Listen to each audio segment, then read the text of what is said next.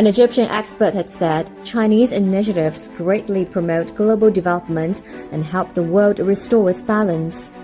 He said more countries are putting confidence in initiatives that brought tangible fruits without any political strings attached.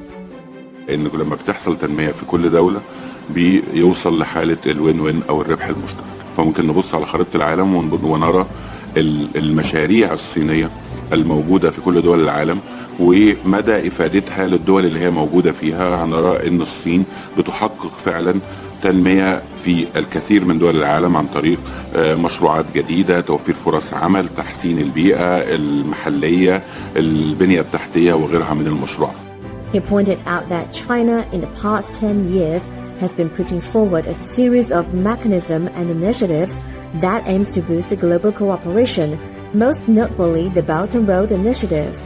الصين آخر 10 سنوات لها آثار كبيرة جدا من خلال مبادرة الحزام والطريق، من خلال مشاريع البنية التحتية، من خلال البنك الآسيوي للاستثمار في البنية التحتية، من خلال رعايتها للعديد من المؤتمرات الدولية المعنية بالتنمية الاقتصادية. الصين بتعيد التوازن مرة تانية وبتنقل العالم من أحادية القطب إلى تعدد الأقطاب، وده مفيد للتنمية العالمية بشكل كبير لأنه بيدي أمل لدول العالم النامي ودول العالم الثالث أن ممكن تحدث تغيير، لأن إيمان دول العالم بالصين بيزداد عام بعد عام، لأن الصين بتثبت دائما أن خطابها الخارجي متوافق تماما مع سلوكها كدولة، وده بيخلي العالم يتجه أكتر إلى الثقة في المبادرات الصينية.